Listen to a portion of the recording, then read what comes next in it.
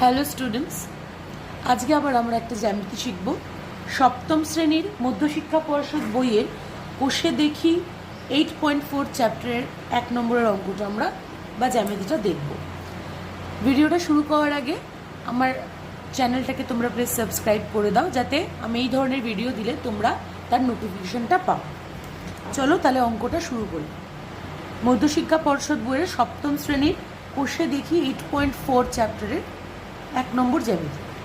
অঙ্কটা হচ্ছে P Q R একটি সমকোণী ত্রিভুজ আঁকি, যার কোণ P Q 90 degree, P Q বাহু সমান সমান 6 সেন্টিমিটার, কিউ আর বাহু সমান সমান 4 সেন্টিমিটার।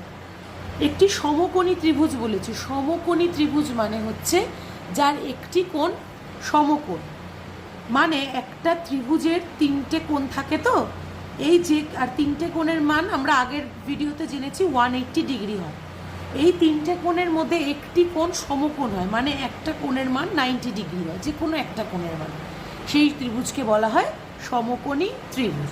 তাহলে এখান থেকে আমরা জানতে পারছি পি কিউ আর মানে এই যে কোণটা, এই কোণটা একটা 90 ডিগ্রি বা সমকোণ, আর দুটি বাহু দিয়ে দেওয়া হয়েছে। চলো তাহলে আমরা অঙ্কটা শুরু করি। প্রথমে আমরা বাহু দুটো এঁকে নেব। একটা 6 সেন্টিমিটার, একটা 4 সেন্টিমিটার।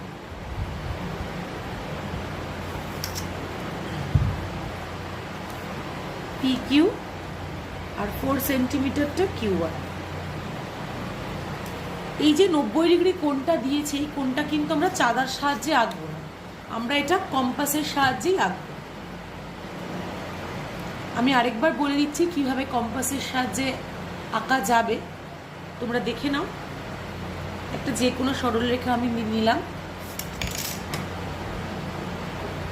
কম্পাসের যে কোনো মাপে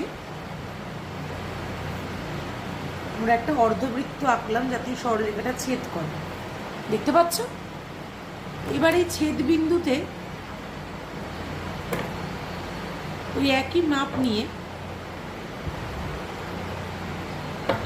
ওই ছেদ বিন্দু থেকে এই বৃত্তের উপর একটা আমরা আরেকটা ছেদ বিন্দু আঁকবো। আবার এই ছেদ বিন্দু থেকে আমরা বৃত্তের উপর একটা ছেদ বিন্দু আঁকবো এবং ওপরে একটু ছেদ বিন্দু আঁকবো, কিন্তু সেটা আমরা পরে করবো। আগে এই বৃত্তটা দেখো, পুরোটাই আমরা করে নেব। এবারে এই যে ছেদ বিন্দুটা হয়েছে, এখানে গিয়ে আমরা একটা অর্ধবৃত্ত আঁকবো যাতে এখানে একটা ছেদ বিন্দু গঠন। তাহলে কি করলাম, যে কোনো মাপ নিয়ে এই বিন্দুতে বসিয়ে একটা আমরা অর্ধবৃত্ত আঁকলাম, একটা অর্ধবৃত্ত আঁকলাম। এবার এই সরলরেখায় যেখানে ছেদ করেছে সেখানে কম্পাস বসিয়ে এই অর্ধবৃত্তর পর আরেকটি অর্ধবৃত্ত আঁকলাম। এই ছেদ বিন্দুতে বসিয়ে একটি অর্ধবৃত্ত আমি আঁকলাম, ঠিক আছে। আবার এই ছেদ বিন্দুতে বসিয়ে এই অর্ধবৃত্তকে আমি ছেদ করলাম। এই ছেদ বিন্দুটা আমি যে পেলাম, এই বিন্দুর সাথে এই বিন্দুর যোগ করলেই এটা হয়ে যাবে সমকোণ।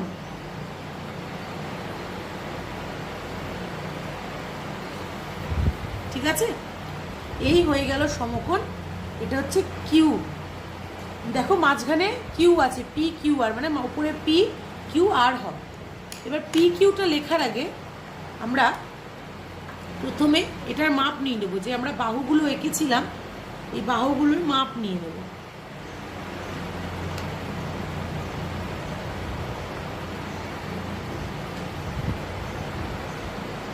পি কিউ, দেখো এটা হচ্ছে পি কিউ, তাই আমি কিউ বিন্দুতে বসিয়ে এখানে পি আঁকলাম।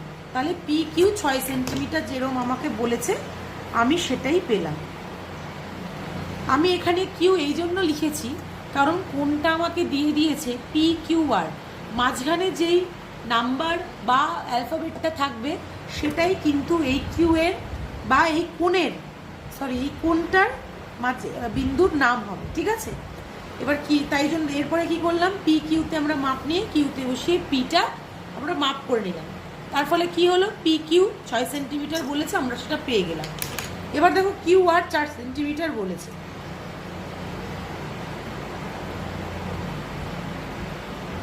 এই মাপ নিলাম, কিউতে বসিয়ে আমরা এখানে ছেদ করবে।